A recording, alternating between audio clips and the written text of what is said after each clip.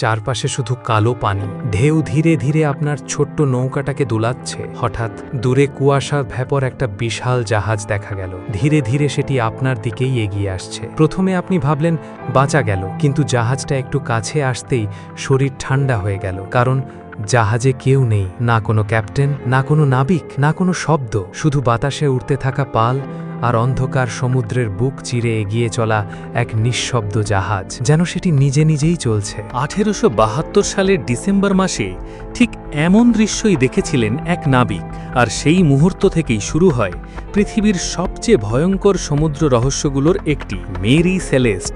জাহাজটার নাম শুনেই captain David Morehouse চমকে উঠেছিলেন, কারণ তিনি এই জাহাজকে চিনতেন। এর ক্যাপ্টেন বেঞ্জামিন ব্রিক্স ছিলেন তার ঘনিষ্ঠ বন্ধু। তিনি তাড়াতাড়ি কয়েকজন নাবিককে জাহাজে পাঠালেন, আর তারা যা দেখল সেটা আজও মানুষকে ভয় পাইয়ে দেয়। জাহাজের সবকিছু ঠিকঠাক ছিল, রান্নাঘরে খাবার পড়ে আছে, ক্যাবিনে কাপড় গুছানো, ক্যাপ্টেনের টেবিলে কাগজপত্র ছড়ানো, এমনকি একটি ছোট্ট শিশুর খেলনাও বিছানার উপর পড়েছিল। মনে হচ্ছিল যেন মানুষগুলো যেন কয়েক মিনিট আগেও এখানেই ছিল, কিন্তু বাস্তবে সেখানে কেউ ছিল না। জাহাজে থাকা 10 জন মানুষ যেন হাওয়ায় মিলিয়ে গিয়েছিল। ক্যাপ্টেন বেঞ্জামিন ব্রিক্স, তার স্ত্রী সারা, 2 বছরের ছোট্ট মেয়ে সোফিয়া, আর 7 জন অভিজ্ঞ নাবিক। কেউ নেই। সবচেয়ে অদ্ভুত ব্যাপার হলো জাহাজে কোনো লড়াইয়ের চিহ্ন ছিল না, কোথাও রক্ত নেই, কিছু চুরি হয়নি, মূল্যবান জিনিসপত্র সব ঠিকঠাক। শুধু একটা জিনিস হারিয়ে গিয়েছিল, লাইফ বোট। আর সেখান থেকেই রহস্যটা আরও গভীর হয়ে যায়। ক্যাপ্টেন বেঞ্জামিন ব্রিক্স ছিলেন অত্যন্ত শান্ত ও ধার্মিক মানুষ। সমুদ্রে বহু বছর কাটানোর কারণে একজন অভিজ্ঞ ক্যাপ্টেন হিসাবে তার সুনাম ছিল অনেক। তিনি এমন মানুষ ছিলেন না যিনি সামান্য ভয়ে জাহাজ ছেড়ে পালিয়ে যাবেন। 1872 সালে তিনি স্ত্রী আর ছোট্ট মেয়েকে নিয়ে নিউ ইয়র্ক থেকে যাত্রা শুরু করেন। তাদের জাহাজে ছিল হাজার হাজার ব্যারেল ইন্ডাস্ট্রিয়াল অ্যালকোহল। এই সময় এমন মারামাল বহন করা খুব স্বাভাবিক ছিল, কিন্তু একটা সমস্যা ছিল, এই অ্যালকোহল খুব দ্রুত আগুন ধরে যেতে পারত। তবুও যাত্রা শুরু হলো। প্রথম কয়েকদিন সব ঠিক ছিল, কিন্তু তারপর আটলান্টিকের ভয়ঙ্কর ঝড় শুরু হয়। বিশাল ঢেউ, বরফ ঠান্ডা বাতাস, অন্ধকার সমুদ্র, চারপাশে শুধু গর্জন। তারপর 25শে নভেম্বর সকালে ক্যাপ্টেন ব্রিগ্স জাহাজের লগবুকে শেষবার কিছু লিখলেন। সব স্বাভাবিক। এরপর আর কিছু লেখা হয়নি। 10 দিন পরে জাহাজটা পাওয়া গেল সম্পূর্ণ ফাঁকা অবস্থায়। তাহলে সেই 10 দিনে কি হয়েছিল?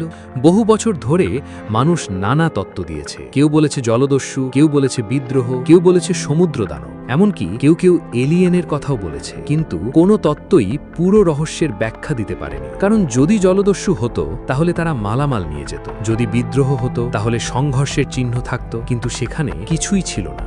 বহু বছর পরে বিজ্ঞানীরা নতুন একটা ধারণা দেন। তারা বললেন হয়তো জাহাজের অ্যালকোহলের ব্যারেল থেকে গ্যাস বেরোচ্ছিল, আর সেই গ্যাস জমে হঠাৎ একটা বিস্ফোরণ হয়। বড় আগুন নয়, কিন্তু প্রচণ্ড চাপের একটা বিস্ফোরণ, যে বিস্ফোরণে জাহাজ কেঁপে উঠতে পারে, দরজা উড়ে যেতে পারে, কিন্তু আগুনের দাগ নাও থাকতে পারে। ভাবুন সেই দৃশ্যটা, গভীর রাত, হঠাৎ বিকট শব্দ, নীল আগুনের মতো আলো, পুরো জাহাজ কাঁপছে। ক্যাপ্টেন ব্রিক্স হয়তো ভাবলেন আরেকটা বিস্ফোরণ হলেই পুরো জাহাজ উড়ে যাবে, আর তখনই তিনি সিদ্ধান্ত নিলেন সবাই লাইফ বোটে ওঠো। সম্ভবত তারা লাইফ বোটটাকে দড়ি দিয়ে জাহাজের সাথে বেঁধে রেখেছিল। তারা ভেবেছিল পরিস্থিতি শান্ত হলে আবার ফিরে আসবে, কিন্তু সমুদ্র কখনো কাউকে ক্ষমা করে না। ঝড়ের মধ্যে সেই দড়ি ছেড়ে যায়, আর তারপর মেরি সেলেস্টে ধীরে ধীরে দূরে সরে যেতে থাকে। ভাবুন সেই অসহায় মুহূর্তটা, অন্ধকার সমুদ্রের মাঝে একটা ছোট্ট লাইফ বোট, তার মধ্যে 10 জন মানুষ, একজন মা তার শিশুকে বুকে জড়িয়ে ধরে আছে, আর সামনে তাদের একমাত্র আশ্রয় ধীরে ধীরে হারিয়ে যাচ্ছে।